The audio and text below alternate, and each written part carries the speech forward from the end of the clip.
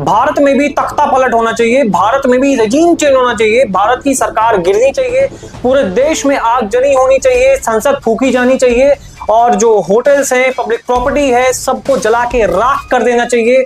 पूरे देश में एनार्की, पूरे देश में हुड़दंग दंगे और जो पूरे देश की स्टेबिलिटी है वो पूरी कॉम्प्रोमाइज हो और पूरी देश जल कर तहस नहस हो जाए। ऐसा कुछ लीडर्स चाहते हैं, भारत के पॉलिटिशियंस चाहते हैं।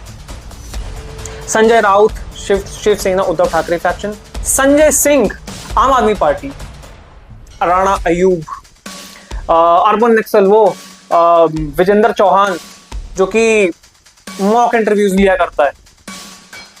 इस तरीके के लोग भारत के युवा को प्रवोक कर रहे हैं। भारत के युवा को they are calling up for anarchy. ये लोग दंगे फसाद कराना चाहते हैं भारत में ये रेजीम चेंज, भारत में सरकार गिरनी चाहिए, तख्ता पलट होना चाहिए, जैसे नेपाल में हुआ, बांग्लादेश में हुआ, श्रीलंका में हुआ, म्यांमार में हुआ।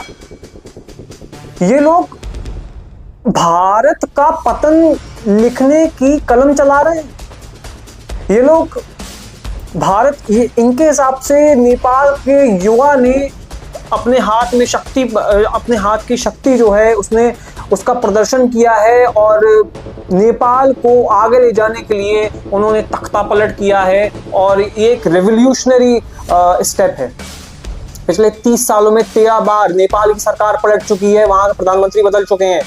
उससे ज्यादा इनस्टेबल कंट्री दुनिया में कोई नहीं है और एटलीस्ट इंडियन सब कॉन्टिनेंट में तो और कोई नहीं है। जिस तरह से नेपाल काम कर रहा है पिछले कई सालों में, नेपाल की इकोनॉमी किस पे चलती है? कभी चाइना का पपेट बन गए, कभी यूएस का पपेट बन गए, कहीं इस देश के लिए काम किया, कहीं उस देश के लिए काम किया।